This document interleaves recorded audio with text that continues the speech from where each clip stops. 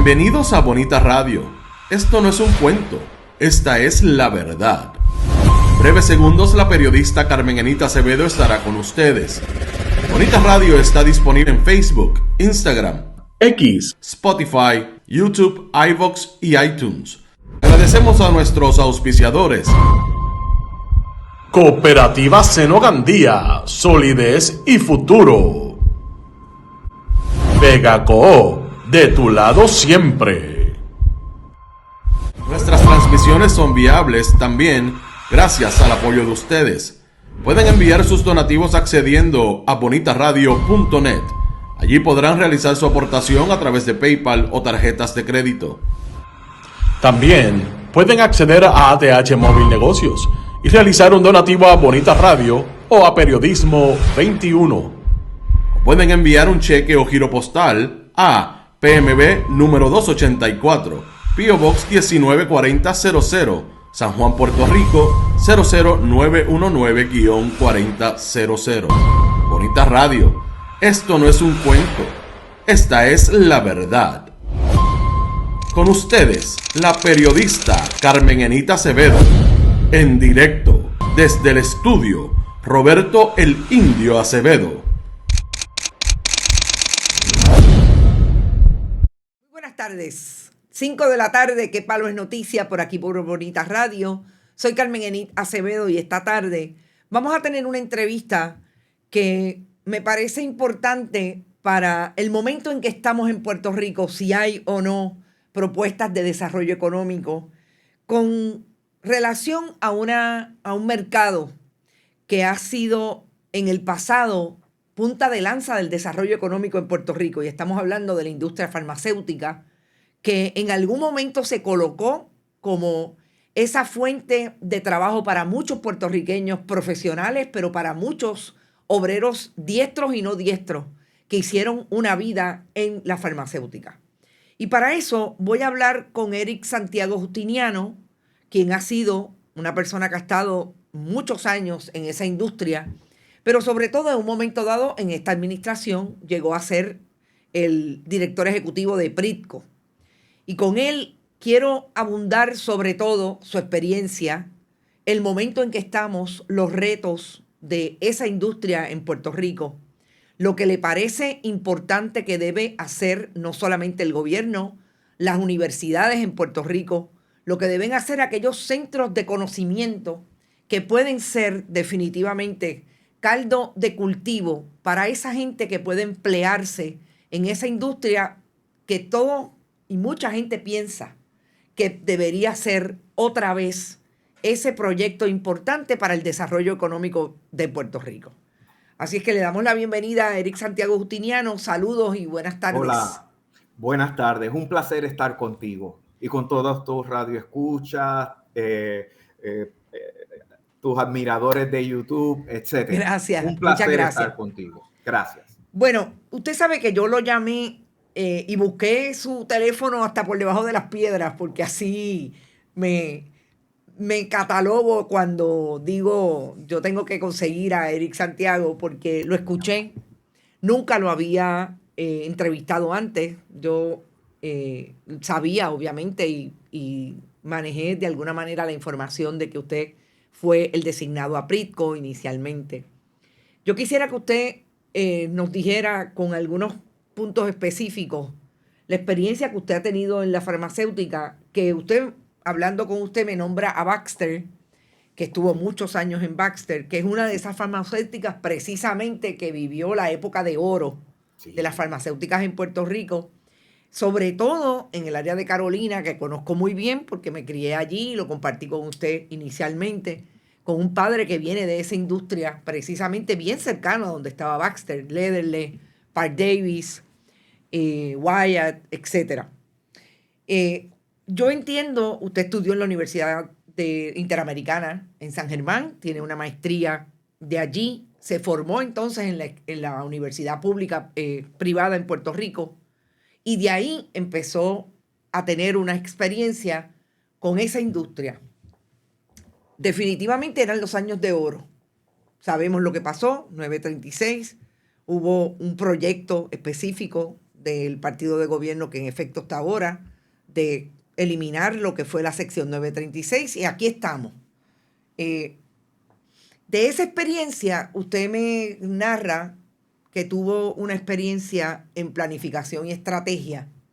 Y yo pensaría que no solamente los que están en esa industria en Puerto Rico o en el mundo deberían estar en esa etapa de planificación estratégica con relación a crecer o instalarse en Puerto Rico en relación a sus proyectos de esa industria. ¿Estamos de acuerdo? ¿Y cuál fue la experiencia y por qué eso es importante para el momento en que estamos? Pues mira, yo recibo con mucha alegría el anuncio más reciente de Eli Lilly de querer expandir, crecer en Puerto Rico. Recibí con mucho optimismo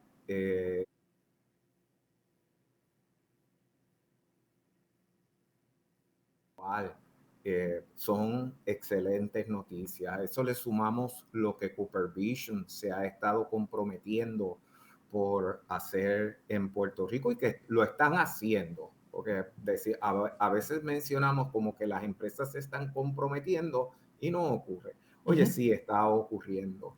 Stryker, justo yo comenzando en Prico, que pudimos por fin concluir el alquiler de la planta en Humacao. Así que con mucha honestidad y mucha sinceridad, pues sí, hay empresas que están mirando a Puerto Rico como un baluarte para crecer.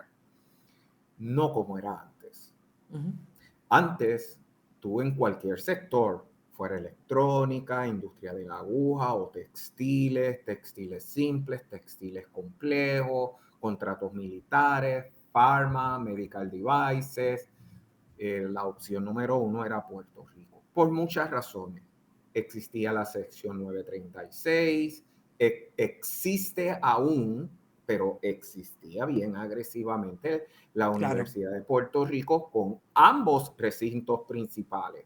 La Universidad de Puerto Rico en Río Piedras, la Universidad de Puerto Rico en Mayagüez, o el recinto de Río Piedras, recinto de Mayagüez, nutriendo a todo este caudal de profesionales. Y tenemos que ser bien honestos, porque esto yo lo viví, de conocer y saber de múltiples jóvenes que simplemente se graduaban y se iban para los Estados Unidos por las ofertas tan extraordinarias que recibían. Y por eso conocemos muchos profesionales que trabajaron en NASA. Y nos sentíamos y nos sentimos muy orgullosos de esas experiencias, tanto con el gobierno federal como con la empresa privada. Hoy Puerto Rico tiene otra perspectiva.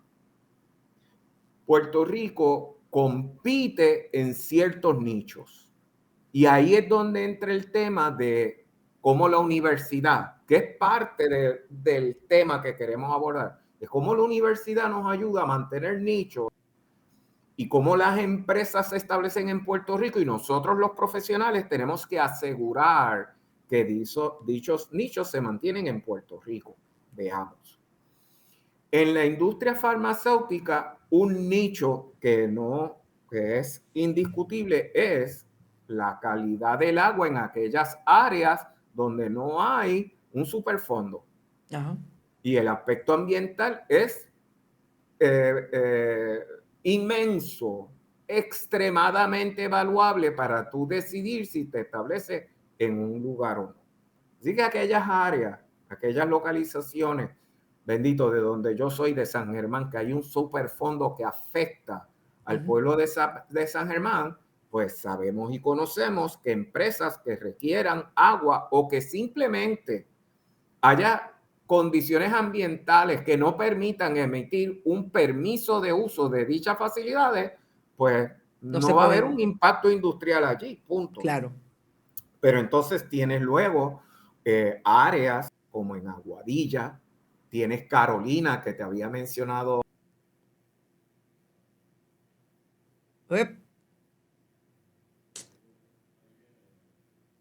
De posibilidades que hay en la geografía, pues tenemos, y en el sur de Puerto Rico también tenemos lugares espectaculares para el desarrollo y crecimiento de empresas, pero son lugares ya identificados.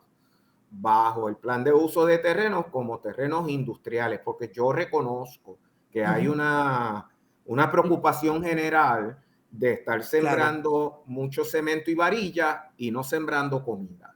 Y eso tiene que haber un balance, tiene que haber una efectividad que nos permita velar por la industria, pero velar por la seguridad alimentaria de nuestro pueblo, seguro. Gerentes que estén en fábricas, que es tu pregunta. Te he dicho un montón de cosas y no te he contestado la pregunta. Está bien. Gente que esté hoy a nivel corporativo, boricuas, que estén en esas posiciones, yo sé que tienen una responsabilidad bien grande, porque eso yo lo viví, de cómo tú alas para Puerto Rico, pero que no te lo cuestionen.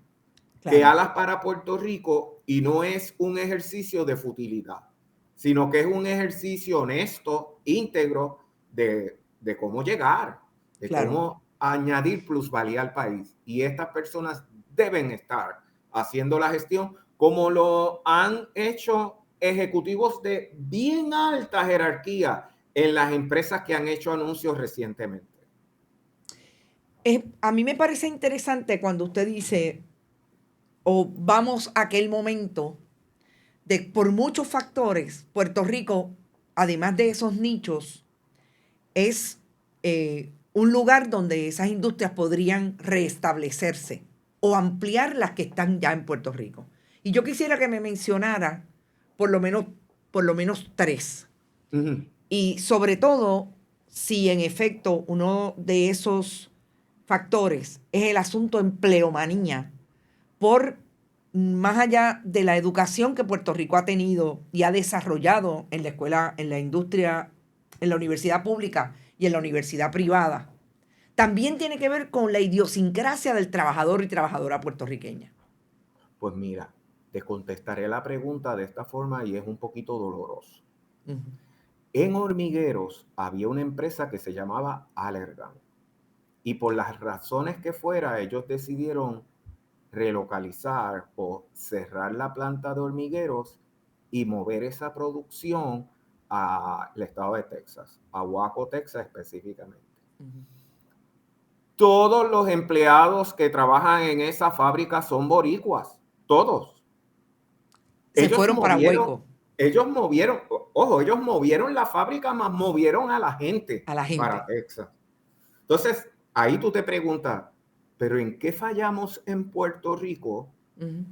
Que teniendo el personal capacitado, adiestrado, con las experiencias y conocimientos para hacer esa producción, la empresa decidió regresar o establecerse en Texas y se llevaron a la empleomanía y reclutan de Puerto Rico. Y allá en Waco, Texas, han establecido una comunidad boricua en esa empresa.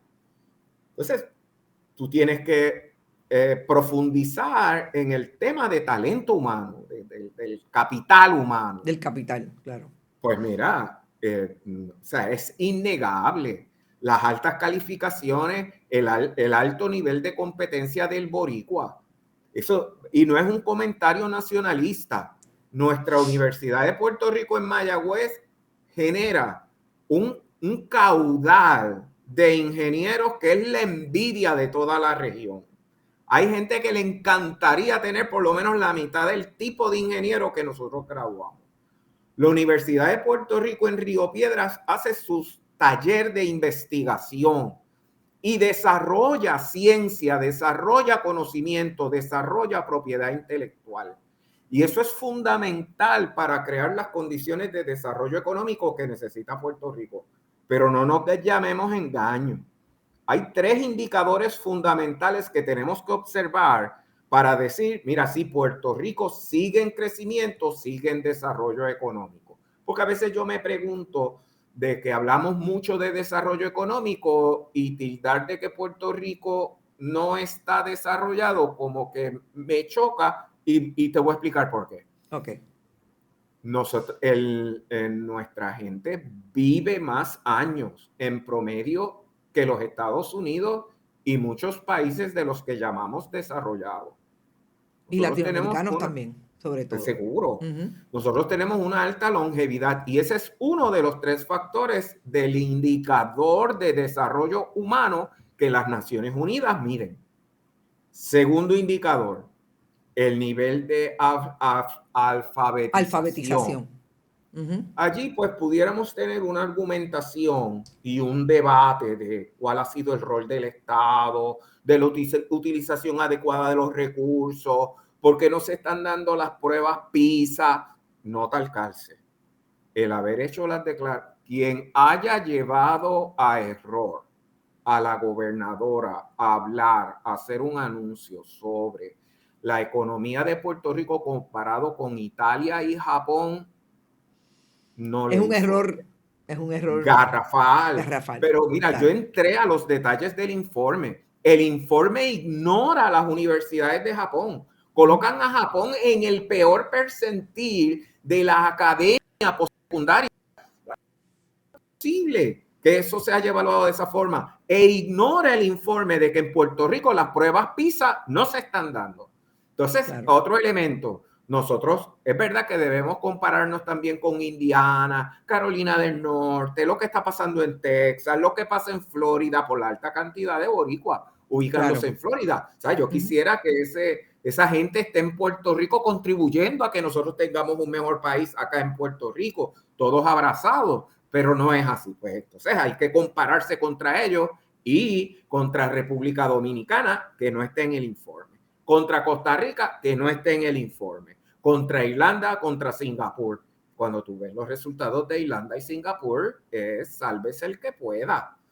Pues este tema de cómo la educación está impactando para crear capital humano es súper importante y tenemos que aceptar, si nosotros queremos tratar este tema con dignidad, empatía y responsabilidad, de que la Universidad de Puerto Rico está huérfana de auspiciadores del valor añadido que la universidad da al Estado de Puerto Rico, que da al país.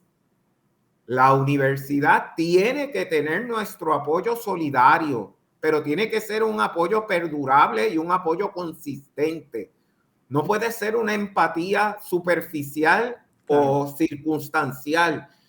Y eso es preocupante. Es preocupante porque cuando tú vas al sector de microprocesadores o semiconductores o el CHIPS Act, tú observas que la Universidad de Arizona State University, universidad estatal, no una universidad privada, Purdue, que era privada y la absorbió el sistema.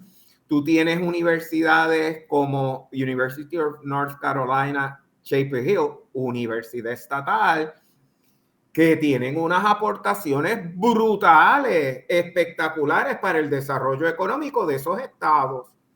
Entonces, a mí me resulta contradictorio que nosotros estemos hablando de crear plusvalía, de tener un país con ciudadanos empoderados, que es uno de los carriles de propósito de lo que el secretario Manuel Sidre ayer nos presentó como marco de referencia para desarrollo económico del país, que reconoce que es importante que el puertorriqueño esté capacitado para absorber tecnología.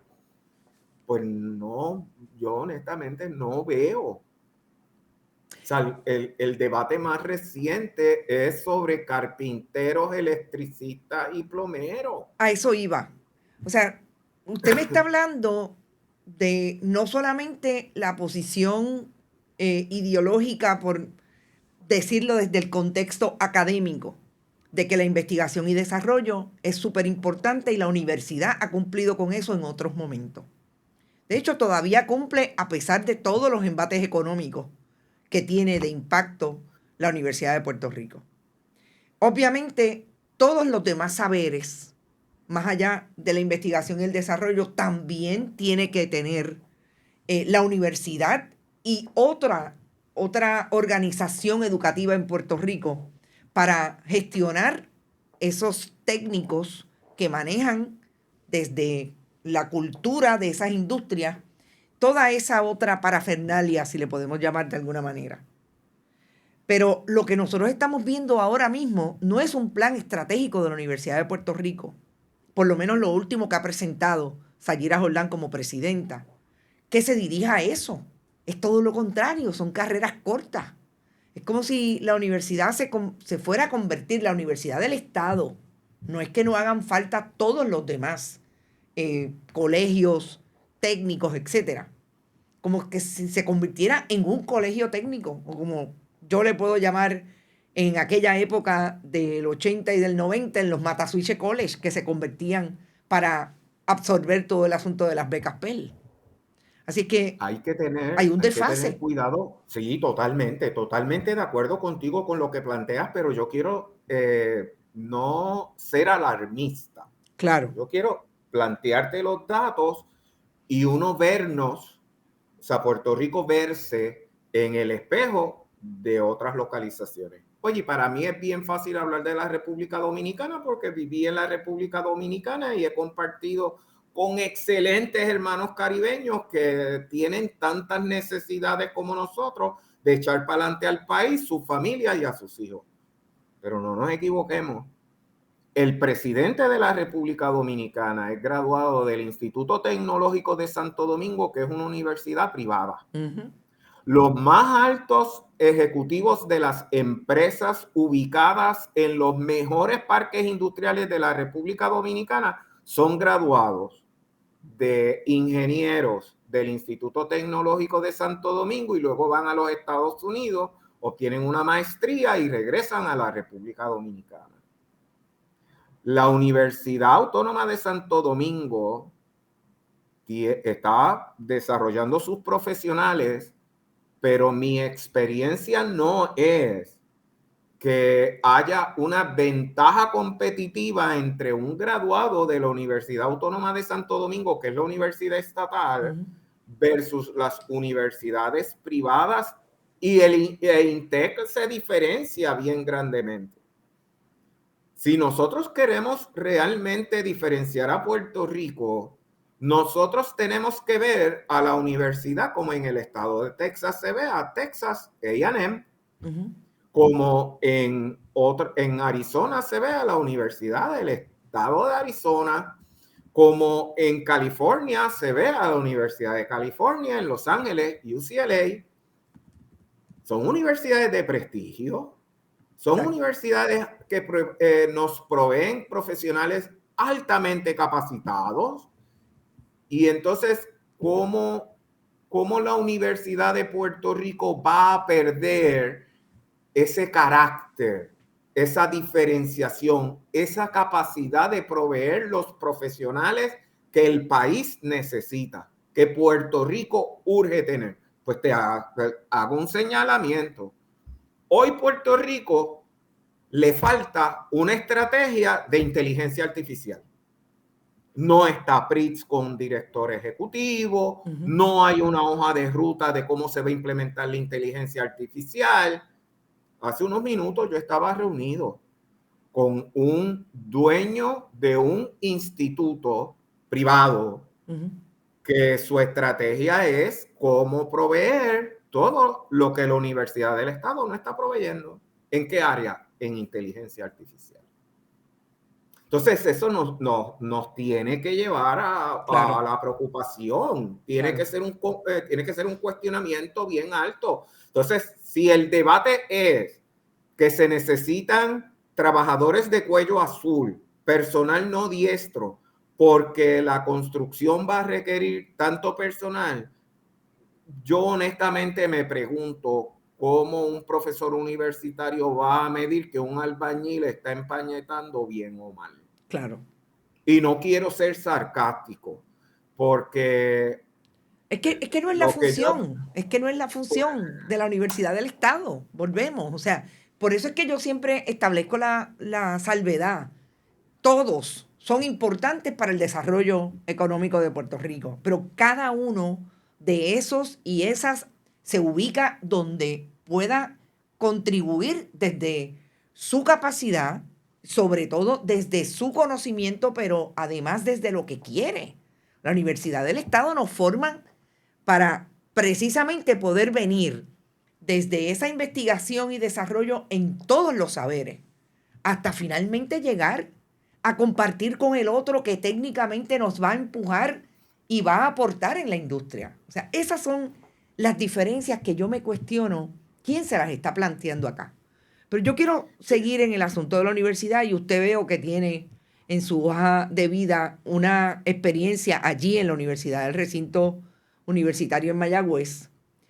Y precisamente yo quiero ubicar el tema de la no estabilidad energética que tiene Puerto Rico en este momento, después del huracán María y por tantas otras razones. Porque me parece importante que lo que estoy viendo de la industria farmacéutica más recientemente en Puerto Rico es que están invirtiendo porque obviamente saben que aquí pues todavía hay un proceso de rehabilitación de ese sistema y no se ha logrado completar.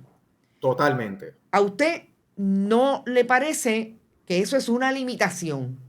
¿Le parece que es un reto, obviamente? Le pregunto, es un reto de la industria, pero que aparentemente están subsanando con las tecnologías, nuevas tecnologías y la energía renovable. Pero más importante, y por eso traigo a la universidad, es que precisamente la Universidad de Puerto Rico en Mayagüez tiene a los ingenieros que le han dicho al gobierno y a la clase política puertorriqueña cuál debe ser la hoja de ruta de la rehabilitación de ese sistema. Está allí en la Universidad de Puerto Rico en Mayagüez. Ni siquiera lo hemos utilizado o lo ha utilizado el gobierno. Las comunidades, hay muchas de ellas que el trabajo se está haciendo en las comunidades, pero el gobierno no lo utiliza estando en la Universidad de Puerto Rico ahí con la sapienza y la capacidad intelectual de producir ese conocimiento y esas propuestas que pueden incidir precisamente en ese grupo de farmacéuticas y de grupo de trabajo de esa industria que quiere regresar a Puerto Rico y seguirse ampliando en Puerto Rico. Pues te comentaré.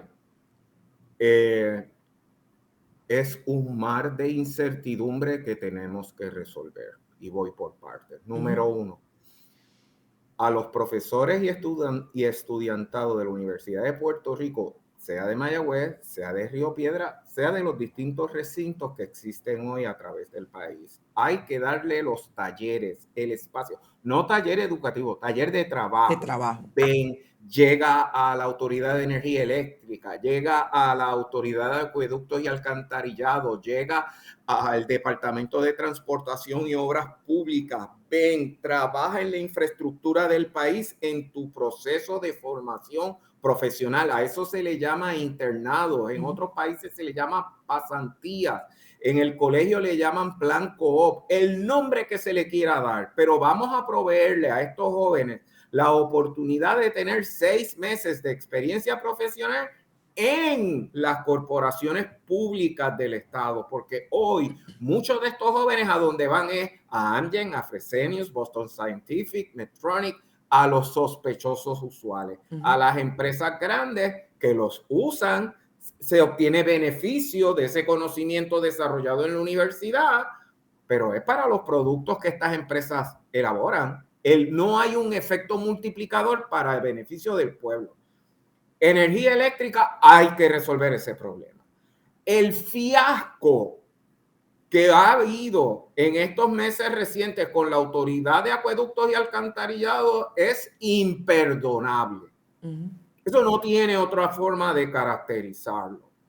El que nosotros, conociendo y sabiendo que más del 50% del agua que va por las tuberías de Puerto Rico no se factura, que eso es equivalente a tú ir a un kiosco y comprar 2 botellitas de agua, tomarte una y la otra botarla. Eso es lo que pasa con nuestro sistema. ¿Y qué recursos estamos colocando para atender esa crisis? Se ignora. Y eso no puede ser. Escuchar al presidente de la Autoridad de Acueductos y Alcantarillados plantear que su personal no está capacitado para trabajar con la autoridad, eso es totalmente inaceptable. Él como líder tiene que inspirar a su gente para que resuelvan los problemas. Pues cuando tú empieces a sumar la cantidad de hoyos que tenemos en la carretera, ¿por qué tú ves otros lugares en los Estados Unidos que las temperaturas van de 100 y pico de grados en el verano a menos 30, menos 40 grados en el invierno, y esas carreteras no tienen el mismo desastre que nosotros tenemos aquí. Exacto. ¿O es que la corrupción es tal que ni el bitumul es capaz de poderse esparcir bien en las carreteras de Puerto Rico? Porque en cuestión de meses tienes cráteres por todos lados. A mí me indignaba escuchar a la pasada secretaria del Departamento de Transportación y Obras Públicas, cuando le hacían entrevistas, plantear de que los problemas se estaban resolviendo, de que cada vez las carreteras estaban mucho mejor en Puerto Rico. Entonces, lo más triste es haber escuchado al exgobernador Pedro Pierluisi alegar que eso era así, de que las carreteras estaban bien.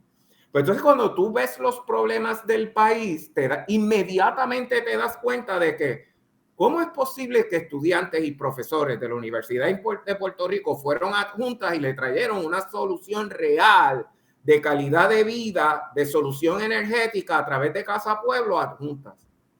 ¿Cómo es posible que hayan comunidades organizadas en la Cooperativa Hidroeléctrica de la Montaña trayéndole soluciones energéticas a la región central de Puerto Rico? Pero y acá en la costa, donde hay empresas que cada vez están consumiendo menos de Luma, de Genera y de Prepa, ese costo fijo del sistema eléctrico, ¿quién lo va a pagar? Pues tú y yo, si no nos desconectamos también. Claro. Sí, y doña Juanita y don Pedro, que no tienen los recursos y las condiciones, oye, viven en un apartamentito acá abajo, no es que están allá arriba en el monte, no, acá en la costa, pero no hay las condiciones para que ellos puedan pagar una factura eléctrica al mes, ni de $100. Mira, mi hijo vive en Florida y él tiene el aire acondicionado prendido todo el día, 7/24, y paga $110 de electricidad. Yo por minutos durante el día y la noche, tú ni te imaginas la factura, una cosa horrible. Entonces, eso es recursos que estamos sacando de Puerto Rico que muy bien se pueden utilizar. Pero entonces, los estudiantes de economía de la Universidad de Puerto Rico no nos pudieran trazar la ruta hacia dónde debería ir el desarrollo económico del país. Pregunto ingenuamente. Pero también pregunto ingenuamente, los estudiantes de contabilidad de ambos recintos, principalmente el de Río Piedra, que lo reconocen que es un departamento de contabilidad de alto prestigio, estos jóvenes no podrían ayudarnos a analizar los sistemas de control interno que hay en el gobierno para evitar el fraude y la corrupción. Pues si queremos utilizar a la universidad adecuadamente y en vez de gastar miles de millones de dólares en contratos de servicios profesionales, pues a la Universidad de Puerto Rico le veríamos un valor inmesurable. Pero eso tiene un costo político. Porque sabemos que cuando le pagamos a la universidad, le transferimos fondos a la universidad, esas personas no participan en el proceso político que conocemos y que es la madre, la raíz de los problemas de corrupción que también tenemos. O sea, es un problema complejo. Claro. Yo no lo estoy minimizando, pero el gran problema que tenemos es no usar la Universidad de Puerto Rico y las universidades del país de la forma que deberíamos estarlo utilizando adecuadamente. Usted y yo estamos hablando en un momento en que llevamos 3 días escuchando y consumiendo la información de diferentes encuestas, sobre todo de una encuesta que más o menos es la que traza rutas entre año y año, y es la encuesta del Nuevo Día, que precisamente toca desde el punto de vista estadístico de cómo la gente se siente hoy con relación al gobierno. Sí. Y parecería que esto que usted está planteando exclusivamente con relación a la Universidad de Puerto Rico es lo que se debe estar mirando y analizando con esos números. Y me explico. Si hoy nosotros tenemos a un 45% de una encuesta diciendo dentro del mismo partido que no está conforme con lo que está pasando en Puerto Rico, dentro del mismo partido, que tenemos que pensar que son personas que votaron por la actual gobernadora Sí. y por los actuales miembros de la legislatura. Eso quiere decir, ¿le parece a usted que esta conversación que nosotros estamos teniendo, usted desde el punto de vista que lo plantea y en el contexto de una conversación amplia sobre desarrollo económico, querría decir entonces que lo que está pasando es que de la misma manera en que usted lo plantea, se lo está planteando la gente en la calle? Pues yo creo que sí. Y te voy a explicar por qué. No tan solo en la calle. Tengo que ser bien cuidadoso con lo que te voy a plantear, porque aunque te voy a hablar desde lo más profundo de mi corazón y con extrema honestidad, no quiero poner a nadie en un problema innecesario. Pero los más allegados al grupo que hoy administra el país,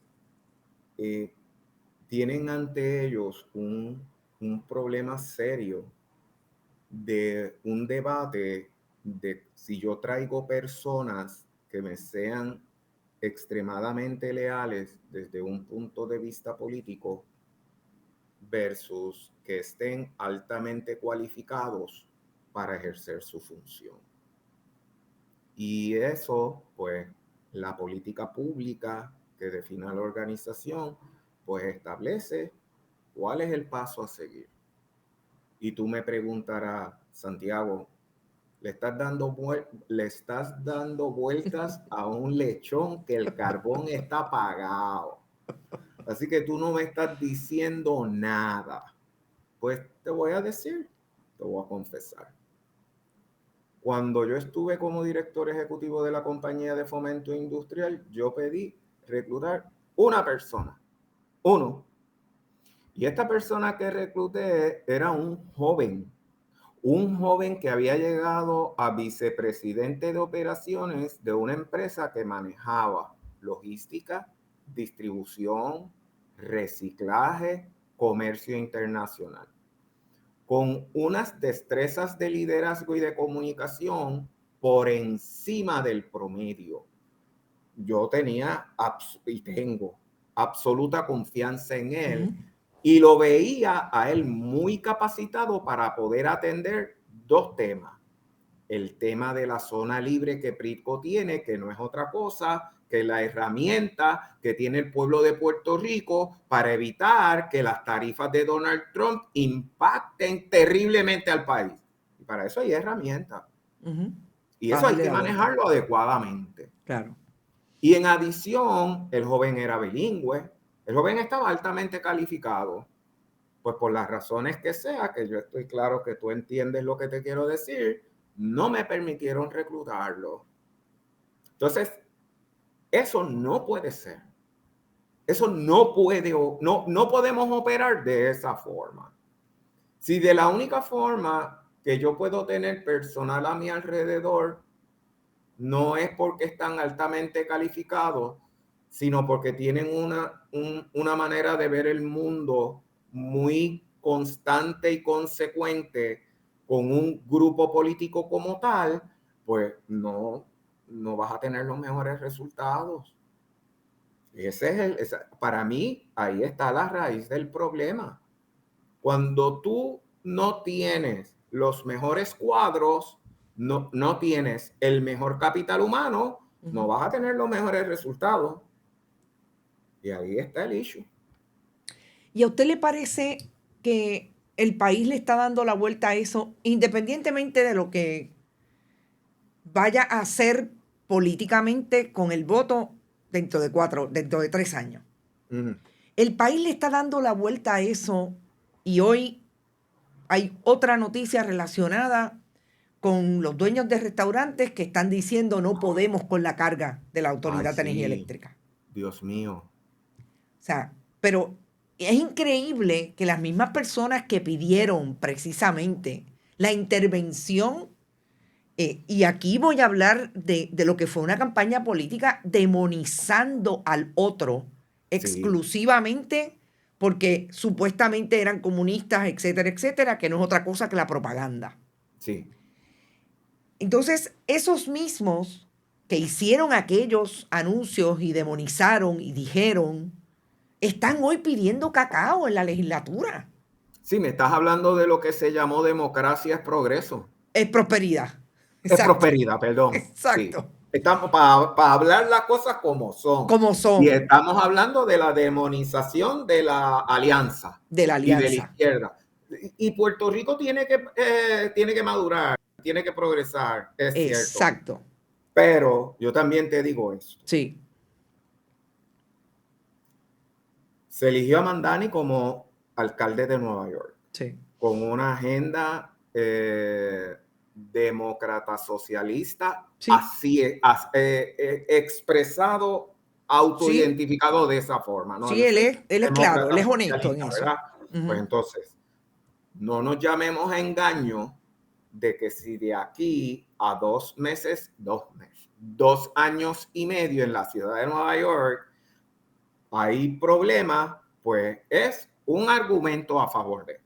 Pero si de aquí a 2 años y medio tú ves que la crisis de disponibilidad de inmuebles para que los jóvenes tengan casa Puedan es vivir. una realidad. O sea, Claro. aquí en Puerto Rico se está hablando de un programa de darle unas ventajas financieras a los jóvenes para adquirir su primera residencia, pero no existen esas primeras residencias por Bueno, las razones que no se han construido. O existen a $500,000 que no pueden acceder a ella. Ah, bueno, ahí es que vamos. Ahí es que vamos. Porque tú construyes para el mercado, ¿verdad? Exacto. Entonces, ahí, pues, esos temas tenemos que decir, mira, esto no es capitalismo ni socialismo. Es que necesitamos casas de $100,000 como los abuelos o los papás de estos muchachos compraron. Ah, que después adquieran valor es otra cosa. Pero es que para el pase inicial, mira, antes de entrar a la llamada, estaba hojeando Bloomberg, y en Bloomberg publica que está ocurriendo algo bien interesante en los Estados Unidos, y es que los constructores de vivienda están dándole beneficios de enseres eléctricos, no me des tanto de costo de la transacción, etcétera, y voy a asumir que el financiamiento va a estar al 1% y eso lo extrapolo al precio de tal forma que yo gano porque vendo más casas. No necesariamente gano porque las casas son más caras. ¿Por qué? Porque los intereses están matando las transacciones y los impuestos sobre la propiedad están matando las transacciones. En el caso de Puerto Rico, es cierto, o sea, nuestros jóvenes, aún ganándose $100,000 al año, no pueden accesar una casa de $1 millón en Dorado, ni $2 millones, ni tampoco, porque esto es algo que hay que hablarlo inteligentemente. Y lo estaba hablando con Jay. Mire, el otro día yo viajé de San Sebastián a San Germán metiéndome por Moca, Las Marías, Maricao, y llegué acá a San Germán. La cantidad de residencias vacías que tú lo ves por el poco mantenimiento que han tenido esas propiedades en la carretera 108, 110, 106. Sí, pero ¿quién del área metropolitana se va a ir a vivir a Las Marías? ¿Quién del área metropolitana se va a ir a vivir a Corozal? ¿Quién del área metropolitana se va a ir a vivir a Aguas Buenas? Que pasé el otro día por Aguas Buenas. Pues mira, sí, hay quien lo hará. Que bajarán, creo que es la 156 o la 173 para bajar de Aguas Buenas a Caguas, y de ahí le da por ahí para abajo. Sí, pero te lo hacen por un tiempo dado, pero después quiero vivir más cerca del trabajo. Quiero estar más cerca de las áreas de entretenimiento por los nenes. Quiero estar seguro de las escuelas, etcétera. No, el tema de las casas vacías o de las casas expropiar, eso hay que hablarlo con más diligencia, porque sí puede haber un inventario alto, pero está donde se necesita. esté en los lugares correctos. Ponce, cuando tú visitas Ponce y ves el efecto de los terremotos, pues estas casas, Yauco, Guayanilla, Peñuela, esa región sur, ¿están las casas en buenas condiciones o hay que demoler y reconstruir? Pues de esto tenemos que hablar, claro, y ver cómo resolvemos ese reto. Yo te hablo bien apasionadamente del tema, porque mi hijo menor vive en Florida, voy a ser abuelo. Uh-huh. ¿Y cuándo yo voy a ver a ese nieto? Claro. Porque yo me quiero quedar en Puerto Rico. Uh-huh. Yo quiero hacer mi vida, morir, tener mi vejez aquí, en mi islita. Pero es bien retante que él y yo dialoguemos y me diga, viejo, es que aunque pago caro un apartamento, una casa es pagar el doble y no puedo. Claro. Es imposible. Y ese mismo problema que hay allá, lo estamos viviendo acá. Lo estamos viviendo acá. La falta de disponibilidad de vivienda. Santiago, yo le agradezco mucho esta conversación y espero que no sea la última. Yo creo que tenemos largo y tendido. Hay muchos temas y le agradezco mucho su disponibilidad, que haya estado presente en Bonita Radio. Tiene una audiencia muy grande, no solamente en Puerto Rico, sino también en la diáspora, en cualquier país del mundo. Tenemos gente hasta en Japón. Qué bueno. Y realmente es un tema que yo creo que a todos ellos les apasiona, precisamente por eso, porque muchos de los que están allá quieren regresar. Y esta va a ser una conversación interesante que podemos tener más tarde. Yo vivo en este momento pensando y le estoy dando mucho pensamiento a lo que me parece va a ser una diáspora a la inversa, sobre todo desde Estados Unidos a Puerto Rico. Y eso lo dejo por ahí y vamos a hablar de eso en otro momento. Gracias Seguro por estar. Sí. Bueno. Buen día. Éxito. Bye. A usted también. Gracias. Bueno. Gracias. Estamos hablando de una persona que estuvo en una posición que quizás era la posición que todos esperábamos que la tuviera el mejor estratega, la persona con las mejores cualificaciones, pero sobre todo que pudiera tener el equipo necesario para un proyecto que debió haber sido el proyecto más importante de muchas administraciones, pero en el momento en que estamos hablando de la administración presente.